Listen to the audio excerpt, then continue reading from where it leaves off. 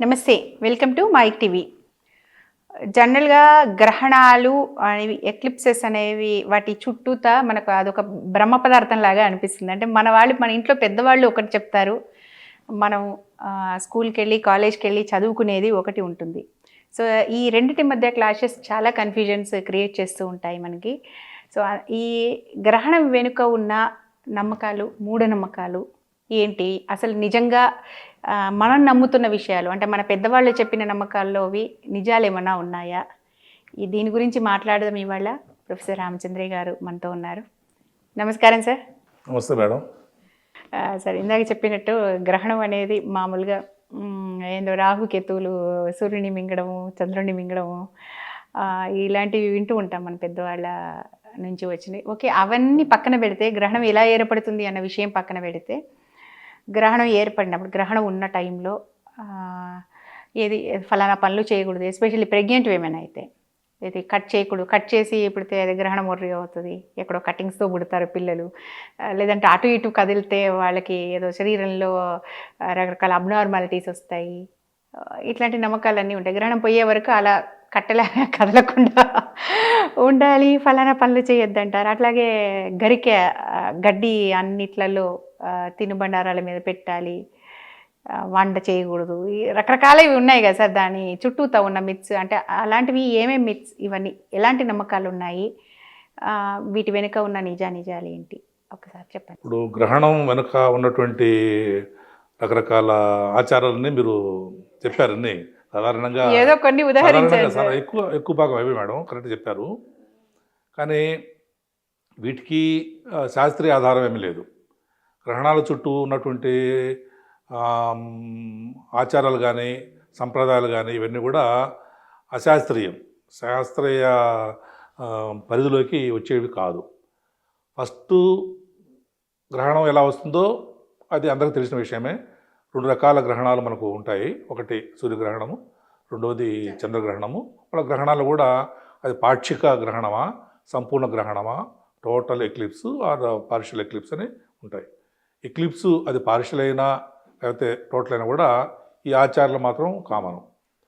ఇప్పుడు సూర్యుడి యొక్క కాంతి భూమి మీద పడి ఆ తర్వాత ఒకవేళ చంద్రుడి మీద ఉంటే కుమ్మి కూడా చంద్రుడిలా కనిపిస్తుంది. సూర్యుడి యొక్క కాంతి చంద్రుడి మీద పడ్డప్పుడు అది మనం ఇక్కడ చూస్తే మనకు వెన్నెల్లాగా కనిపిస్తుంది. సో ఇది రోజువారీగా జరిగేటువంటి వ్యవహారం.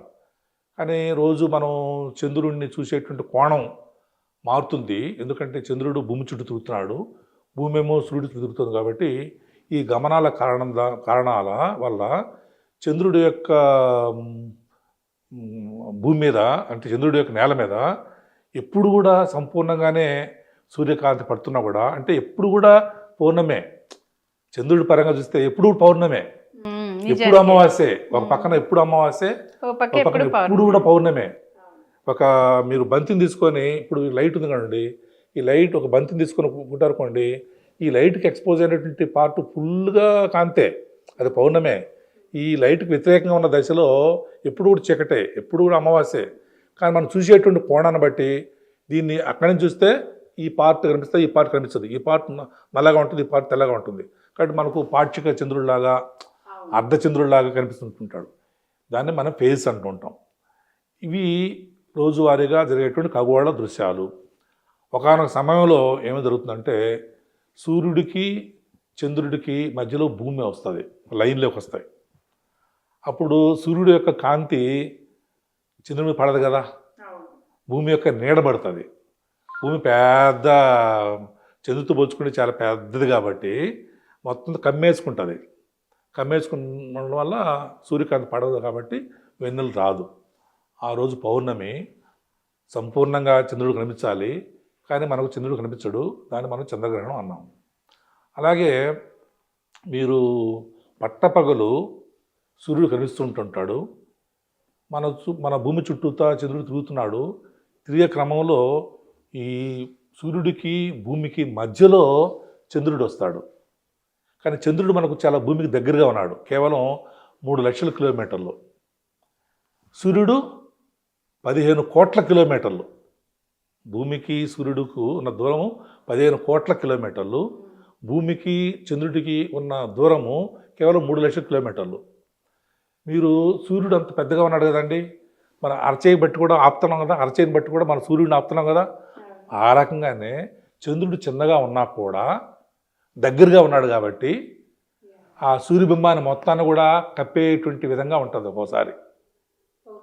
అందుకని ఏంటంటే సూర్యబింబం మొత్తం కనిపించదు ఆ టైంలో. దాన్ని మనం సంపూర్ణ సూర్యగ్రహణం అంటాం. కొంచెంగా కప్పాడుకోండి, అది మనం పాక్షిక సూర్యగ్రహణం అనుకుంటాం. కాబట్టి భూమి మీద చంద్రుడి యొక్క నీడే సూర్యగ్రహణం. భూమి మీద చంద్రుడు ఉదాహరణ మనం నడుస్తుంటామండి ఎండలో, ఇప్పుడు ఎండాకాలం కదా, ఇప్పుడు మనం బయటకు వెళ్ళాలనుకోండి, ఇప్పుడు 4 o'clock టైం కదా, ఇప్పుడు బయటకు వెళ్ళాలనుకోండి, మన నీడ పడదా? అలాగే చంద్రుడు అక్కడ ఉంటే చంద్రుడు నీడ పడదా? ఆ నీడే గ్రహణం, ఆ నీడ ప్రాంతమే గ్రహణం. ఇప్పుడు భూమి లేదనుకుందాం, 2 బిందువులు ఎప్పుడు కూడా సరళ రేఖలు ఉంటాయండి. సూర్యుడు ఉన్నాడు, చంద్రుడు ఉన్నాడు, ఇదొక బిందువు ఇదొక బిందువు, 2 సరళ రేఖలు ఉండవా? కాబట్టి చంద్రుడికి అవతల ఎప్పుడు కూడా సూర్యుడు కనిపించడు. అంటే ఈ విశాల విశ్వంలో ఎప్పుడు కూడా సూర్యగ్రహణం ఉన్నట్టే లెక్క. ఆల్వేస్ ఉన్నట్టే, ఎక్కడో చోట ఈ విశాల విశ్వంలో ఎప్పుడో చోట సూర్యగ్రహణం ఉన్నట్టే. భూమి మీద ఉన్నప్పుడు ఆ నీడ పార్ట్ విస్తరించుకొచ్చి భూమి మీద పడుతుంది.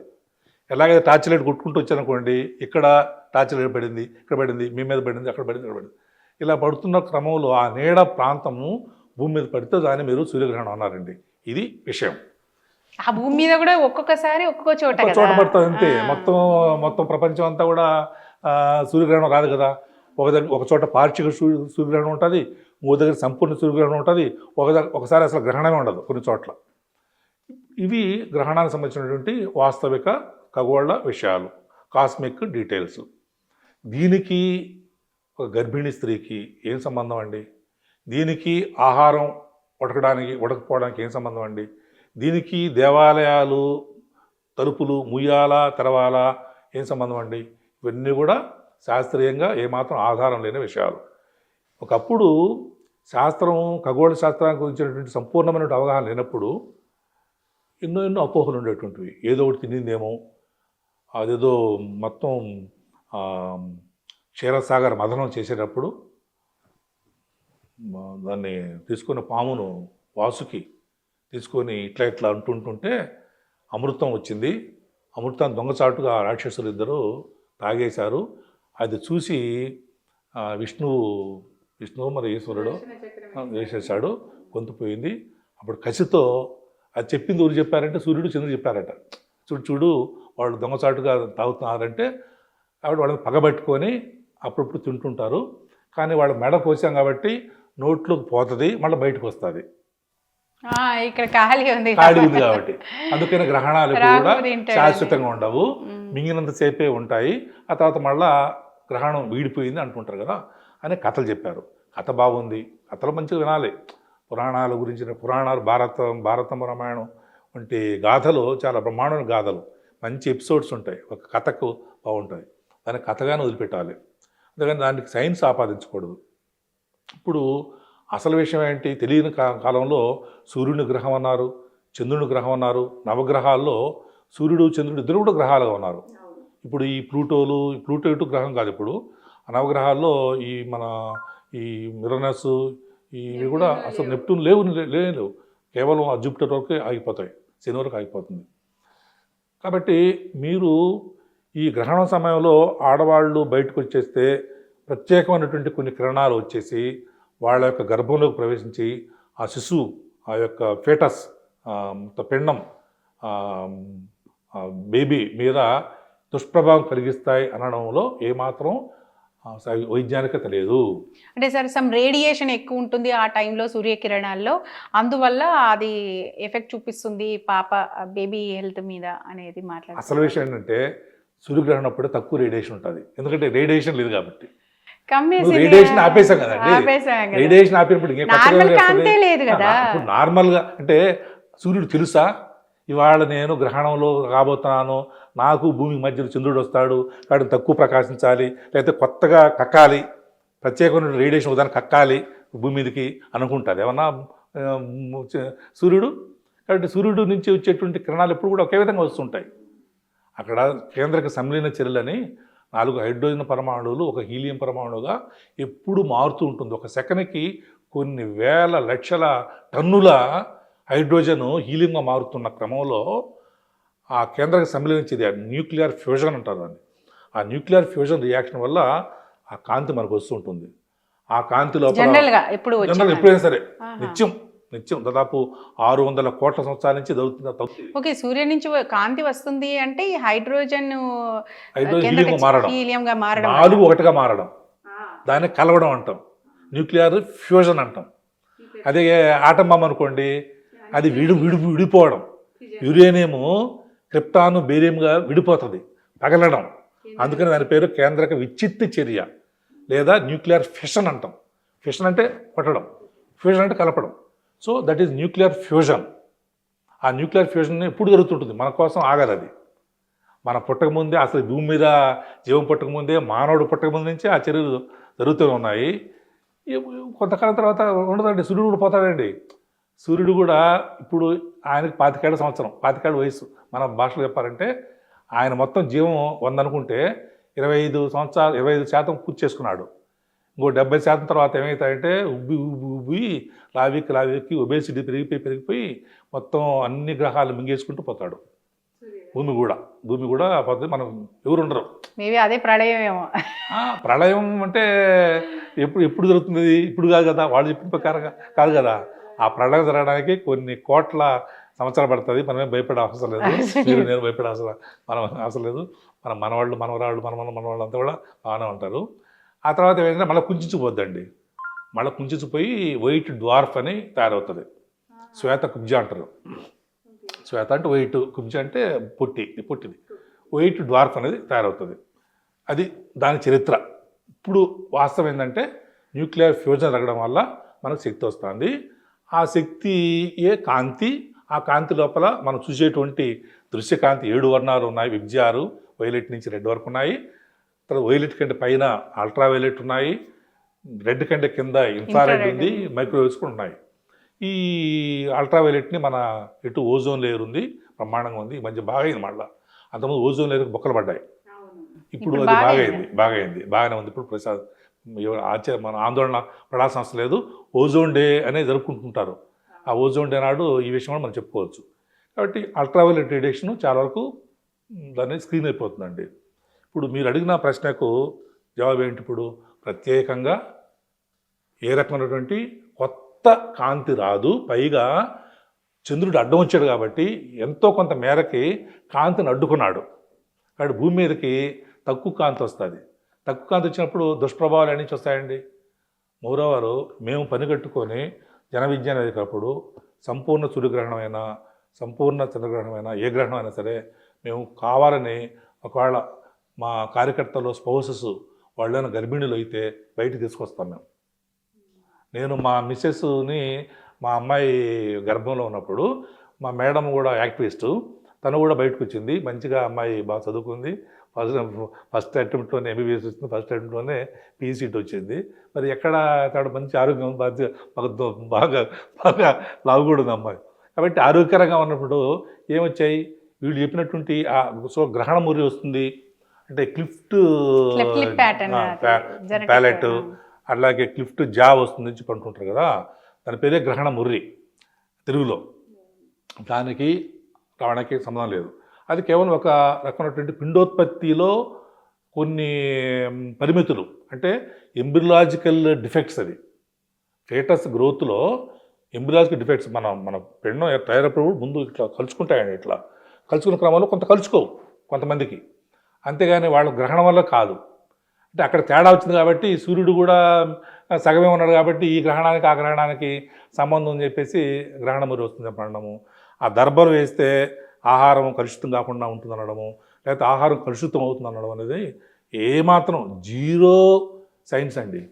ఇక్కడ ఇంకొక కాన్సెప్ట్ కూడా చెప్తారు సార్. యాక్చువల్గా మీరు ఆన్సర్ చెప్పేశారు, బట్ స్టిల్ నేను ప్రస్తావిస్తున్నాను ఈ విషయం. జనరల్గా ఎండాకాలంలో ఫుడ్ తొందరగా పాడవుతుంది, హై టెంపరేచర్స్ వల్ల.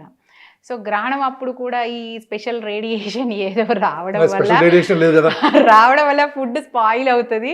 అందుకని స్పాయిల్ అవ్వకుండా దర్బలు వేస్తారు మీరు చెప్పింది. దర్బలు వేస్తే ఏ రకంగా అది ఫుడ్ ప్రిజర్వ్ చేస్తుంది, అది ఉండాలి కదా, ఫుడ్ లోపల యాడ్ చేయట్లేదు కదా మనం పైన పెట్టేస్తే ఆ దర్బ అంటే చిన్న గడ్డి పోచ, అది ఆ గడ్డి పోచలోంచి ఏ కెమికల్స్ వచ్చేసి అక్కడ బ్యాక్టీరియాని అంటే పుట్రిఫైయింగ్ అంటే పుట్రిఫికేషన్ అంటారు కదా, అంటే దాన్ని ఏమంటారు కొల్లబెట్టడం, ఫర్మెంటేషన్ అంటే ఇప్పుడు ఈస్ట్ అంటారు, పాడేటట్టు చేయడం కొల్లబెట్టడం అంటారు కదా, ఇది దాన్ని పుట్రిఫికేషన్ అంటారు ఇంగ్లీష్లో. ఈ పుట్రిఫికేషన్ చేసేటువంటి బ్యాక్టీరియాను ఇది ఎట్లా అవరోధం చేస్తుంది? వాటికైనా బ్యాక్టీరియా తెలుసా ఇవాళ గ్రహణము, ఇవాళ ఈయన అడ్డం పెట్టాడు ఇక్కడ పోకూడదు అని చెప్పేసి ఏమైనా భక్తిభావంతో ఏమన్నా రాకుండా ఉండి ఏమైనా ఫుడ్ను ఖరాబ్ చేయకుండా ఉంటాయండి. ఇవన్నీ కూడా మూఢనమ్మకాలు, అపోహలు. వీటిని ఎంతవరకు వీలైతే ప్రజలు అంతవరకు అంత మేరకు అంత తొందరగా బయటపడడం మంచిది. మిగతావి దర్భ పెట్టడము అవి అంటే పోనీ అది పెట్టుకుంటారు, దానివల్ల పెద్ద నష్టం లేదు. కానీ ప్రెగ్నెంట్ విమన్ని కదలకుండా ఉండడం అసలు బయటికి ఎప్పుడు వచ్చే అవకాశం అండి, అది లైఫ్ టైంలో వచ్చే అవకాశం అండి. కాబట్టి చూడకూడదండి డైరెక్ట్గా, ఎందుకంటే మనం ఆ రోజు వింతగా ఉంటుంది కదా. చూడడం అయితే చూడొద్దు అంటారా? కళ్ళకి ఏమైనా ఎఫెక్ట్ అవుతుందా? కళ్ళకి ఎఫెక్ట్ పడుతుంది కదా, ఎందుకంటే మా మామూలు రోజు ఇప్పుడు ఈ రోజు చూశారండి, ఎవరన్నా వెళ్ళి ఒక్కడన్నా చూసింటాడు హైదరాబాద్లో సూర్యుడిని? చూడరు కదా. అది గ్రహణం అప్పుడు వింతగా ఉంది కాబట్టి వింతను చూస్తారండి. అదేదో వింతగా ఉందంటే రోడ్డు మీద పోతూ ఉంటే ఎవరైనా చూస్తారా? యాక్సిడెంట్ అయింది కూడా అందరూ వస్తారు, అదేదో వింత జరిగినట్టుగా ఉంటుంది. అక్కడ వింతను చూస్తారు కాబట్టి, ప్రత్యేకంగా ఎక్కువసేపు చూస్తారు కాబట్టి అసలు రేడియేషన్ రాకుండా ఉండదండి, కొంత రేడియేషన్ వస్తుంది కదా. చంద్రుడు చిన్న పురుగండి, ఆ సూర్యుడితో పోల్చుకుంటే రేడియేషన్ పక్క నుంచి కూడా వస్తుంటుంది కొద్దిగా, బింబాన్ని కమ్మేస్తుంది. కానీ డైమండ్ రింగ్ అని ఉంటుంది కదా చూసారా, అది వస్తుంటుంది కదా రేడియేషను. ఆ రేడియేషన్ అట్లాగా చూస్తుంటే అది మన కంటి మీద రెటీనాలోకి వెళ్ళిపోయి రెటీనా బర్న్ అవుతుంది. ఇప్పుడు ఇవాళ పొద్దున మా మనోడు చూపించారు, చిన్న ప్లాస్టిక్ లెన్స్ అండి, అది చేతి పట్టుకొని చూసారా, భూతద్దం చూస్తే చెప్పాను వాడికి, ఇట్లా చూడరా అంటే మొత్తం కాలింది, న్యూస్ పేపరు ఈజీ కలిపోయింది.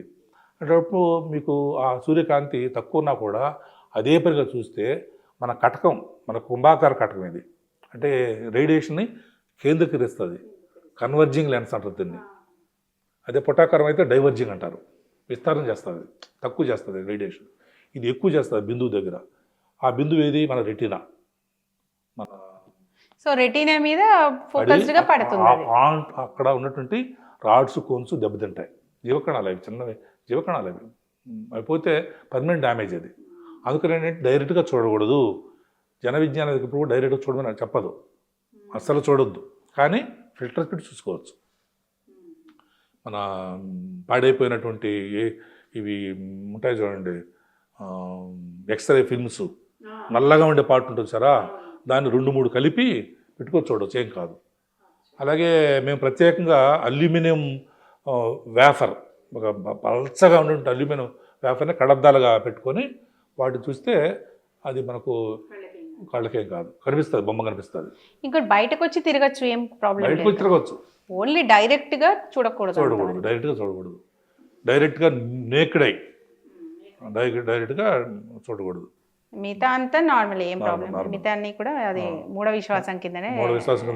మీరు చెప్పినట్టు అన్నీ కూడా దానికి సంబంధించినంత వరకు మూఢనమ్మకాలే, ఏమాత్రం విశ్వసనీయత లేదు. ప్రత్యేక రేడియేషన్ రాదు, గర్భిణీ స్త్రీకి ఏం కాదు, చూస్తే మాత్రమే ప్రమాదం. కొత్తగా రేడియేషన్ రాదు, ఇంకా తక్కువ వస్తుంది రేడియేషను, మామూలు కాలం కంటే తక్కువ వస్తుంది. కళ్ళు మామూలు రోజులు చూసారనుకోండి ఇంకా తొందరగా పోతాయి కళ్ళు. గ్రహణం రోజు కంటే మండిపోతాయి అంతేనా, అంటే హై ఇంటెన్సిటీ కదా. ఇప్పుడు తక్కువ రేడియేషన్, తక్కువ ఇంటెన్సిటీ ఆఫ్ రేడియేషన్ ఉంటుంది కాబట్టి ప్రాబ్లం. చంద్రగ్రహణం అనుకోండి, అసలు చంద్రగ్రహణం వల్ల ప్రమాదమే లేదు, ఎంతసేపు అయినా చూడొచ్చు చంద్రుడిని. ఏ గ్రహణం అయినా సరే ఇవన్నీ పాటించాలని చెప్తారు కదా sir actually. So it's totally ridiculous. Maybe ఈ వీడియో చూసైనా ఇంట్లో ఉన్న గర్భిణీలని, ప్రెగ్నెంట్ విమెన్ ఇబ్బంది పెట్టకుండా వాళ్ళని ఒక్కసారి ఎప్పుడోసారి వచ్చేటువంటి సదవకాశం అది, దాన్ని సరైనటువంటి పద్ధతులు వాడి చూడమని చెప్పాలి. చెప్పచ్చు. అది ఏమన్నా మార్పు వస్తుందేమో బాగా చూద్దాం. మార్పు వచ్చిందండి ఈ మధ్యకాలంలో. బాగా పిల్లలు అంతా కూడా గ్రహణాలు వచ్చినప్పుడు టెలిస్కోప్స్ పెట్టేసుకొని, ఆ టెలిస్కోప్ పెట్టుకొని కింద పేపర్ పెట్టి ఈ పేపర్లో చూస్తున్నారు వాళ్ళు. అలాగే ఈ ఫిల్టర్స్ వాడుకొని చూస్తున్నారు. ఆ రకమైనటువంటి అవేర్నెస్ బిల్డప్ అయింది. అందులో మేము మాకు గర్వం ఏంటంటే జన విజ్ఞాన వేదిక లాంటి సంస్థలు చాలా చాలా ఈ విషయంలో ప్రచారం చేయడం వల్ల కొంత తగ్గింది మూఢనమ్మకాలు. ఎందుకంటే వాళ్ళు ఆన్సర్ చెప్పలేకపోతున్నారు. మీడియాలో డిస్కషన్ జరుగుతుంటుందండి, ఇట్లా డిబేట్స్ జరుగుతుంటాయి కదా, ఆ డిబేట్స్లో అడిగే ప్రశ్నలకి పురోహితులు జవాబు చెప్పలేకపోతున్నారు. తద్వారా ప్రేక్షకులకు అర్థమైపోయింది. అర్థమైపోయింది ఇదంతా ఇంకా కరెక్ట్ కాదు విషయం అనేది. Okay, anyway thank you sir, thank you so much. Okay అండి, నమస్తే.